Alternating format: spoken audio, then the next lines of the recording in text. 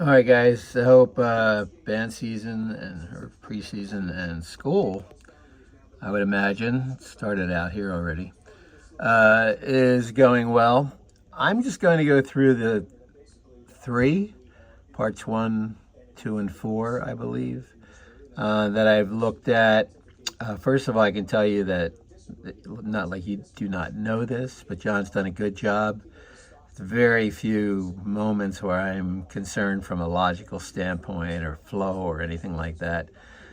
I don't get a great, um, even though I get it's electronic, but just the volumes, the Dr. Beat is louder than the than the band a few times. So I'm not quite sure about how that's all working, but I thought I would knock this off and send this along while I have a little bit of time this afternoon.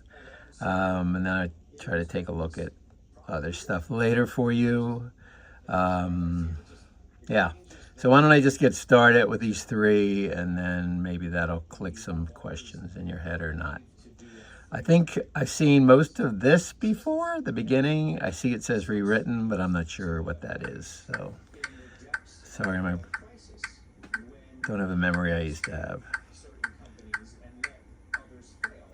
I imagine there's some kind of prelude there.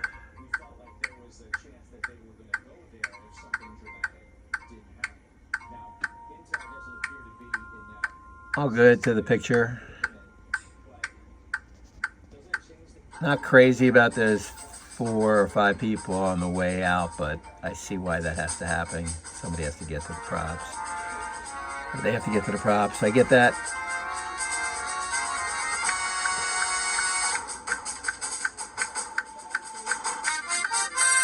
Yep. Solid first statement. Rotation inside the boxes is very good.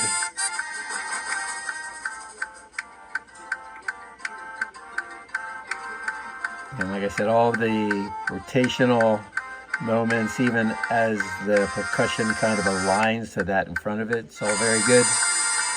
Yep. Yep. And the arrival again. Yep. And I will say there's a lot more of this coming. I mean, this does require you, by the way, to put out a decent amount of volume there at the end. I will say also, what was I going to say? I just got distracted. I don't know. But anyway, that's all. I don't think there's anything other than performance. You do get a little bit spread now and then. Hopefully that's within the grasp of all of us. And I can't obviously tell how good the color guard is or anything like that. So that's that. And I think for the most part, you guys were happy with that and you've taught that. So that's part one. I'm going to upload that separately. And you know what? Maybe I'll just leave them all together. Then I don't have to do that. And here comes part two, hopefully.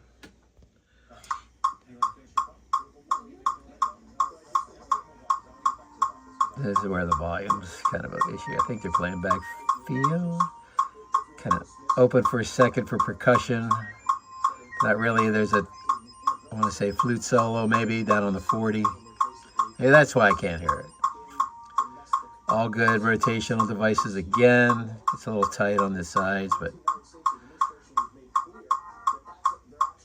not too sure about the 3 people across the back. I have a feeling some of this is going to occur because of logistics. Everything else is good. Opening on side 1, like it.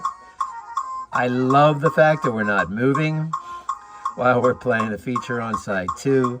Rifle pass-through is very good. And they have their opportunity here.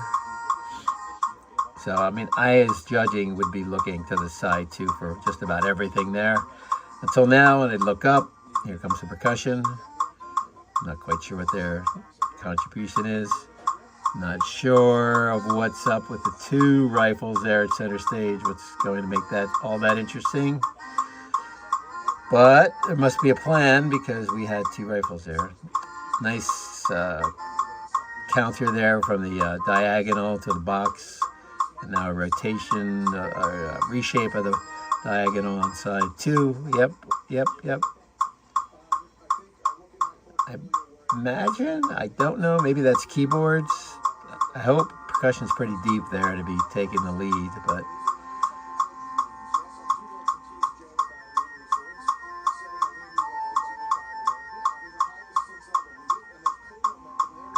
color guard, color guard.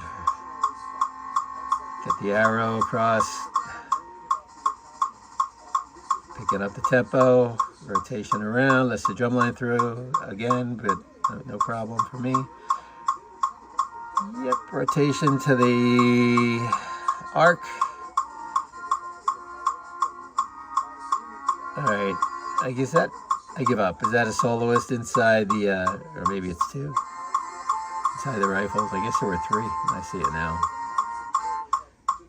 I don't think I caught that the first couple times I looked. Okay. Yeah, that had a few more questions, probably just because of what you have in your mind. Like, that is a pretty long time for the rifles, particularly maybe the color guard in total, to be on display. I do agree, or would encourage that they have an opportunity. Again, without, the sense of the musical idea behind that. I mean, I get the tempo changes and all that. A little bit concerning. Hopefully they're of a quality level that would be positive for everyone. But that's it. I mean, like I said, and you've said before, John does a really good job of making everything make sense, right? And that's high school bands. It's what you want to do. You don't want to be taking any grave chances. Let me get part 4 here. Now, I don't know if there is a part 3. I'm sure there's some logical reason.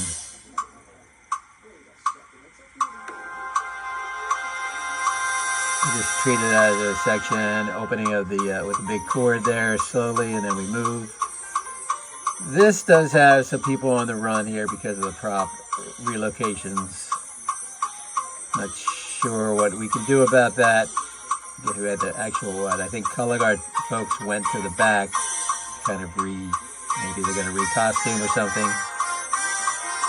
Now they come out, so that meant the wind players had to move the columns. So easy and good, straight lines crossing, and then through. Yep.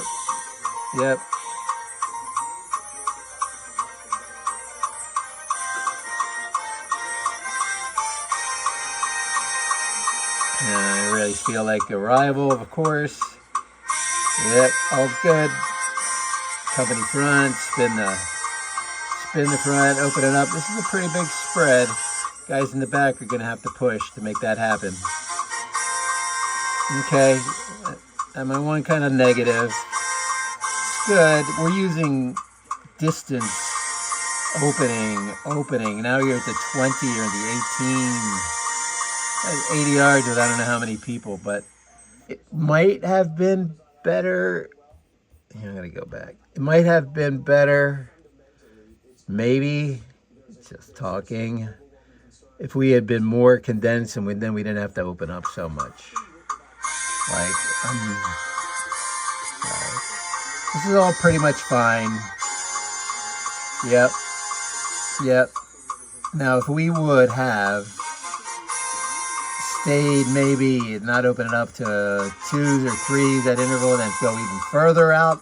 So now you really don't have anything else you can do that's going to generate effect. Like a lot of times in my drum corps videos, I end up telling them, like, you never condense, so I don't get a sense of that along with the musical idea of what's happening. There's no kind of building to a moment and then pulling that back open. You have a little bit of that because you don't really get inside. Now, here are the chords. If we had 50, 60 brass players out there, I'd say, okay, that'll probably work because we could just play louder and louder and louder. But that's probably not happening. So that worries me a little bit. And if you've done this, completed this, or you've actually seen it on the field, you'll have a sense of that. The fix for that wouldn't be too tough, I don't believe. John could tell you. But by maybe, I'm using my hand, actually coming in closer and then opening, but the contrast from in to out is more, and not just kind of a variation. Because right now it feels like a variation, a little bit. I do worry a little bit about the transition of those folks early on. I just think that comes with the territory, and I think a lot of people will forgive and forget. Um, yeah, I didn't even notice they had flags in their hands still. Yeah, so they have to get out of there, the color guard. So that's why that happens. Not a whole lot to look through in here. We got a single flag. Maybe there's a soloist there. I can't hear it. So this guy, there has to be something to keep me looking. I don't know if that single flag's going to do it. Unless she's throwing that thing up and doing quadruples underneath it. I don't know.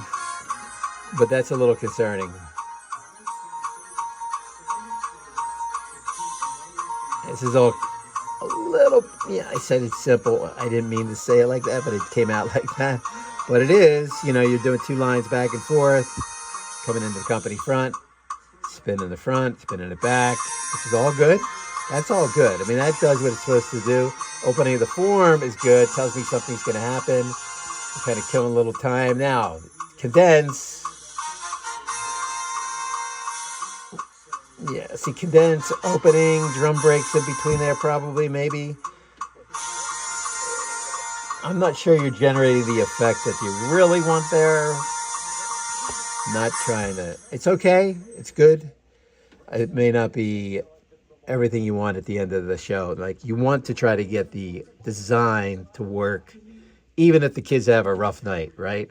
Or even if they can't generate the volume that everyone hopes they can. But maybe they do. Maybe they can. And you're not concerned. So that's, as a true consultant, that's just my opinion at this point in time. Nothing more, nothing less. Alrighty, so I'm going to shoot this stuff to you, and then I'll look through the, I have some things to do, but I'll look through the guard. I haven't even clicked on these things yet to see what's inside of these. Okay, you got some. All right, so it's, I'll take a look to see what I can offer in the guard and the music folders, if there's anything in there. I do see the flags. I'll tell you right now, see that flag right there? I'm never going to see that upstairs. I mean, that's something I learned from the late, well, he's not late yet, the great Michael Cesario. Again, I always hedge my bets because in this day and age, life's a little different. But you know I'm not going to be able to see that upstairs. Like if it was half of that detail, maybe. So if you've already produced them, oh well. If you haven't, I would take a look to see what does it look like. You know, you don't have to say what does it look like at MetLife Stadium because you're only in there once a year, but what's it look like at the high school stadium? I would say that's too much detail. You know, I would say the same thing when I see costumes that have, was it Carolina Crown last year? They had so much detail in there and fabric shifts and all. I mean, I can't, nobody could see that. Fortunately, judges sometimes take what they see on the field or on videos and they kind of pretend they can see it upstairs. But in your world, maybe not so much because you don't see the same people very often. So, all right, like I said, I'll do this later. I just happened to click. Adios.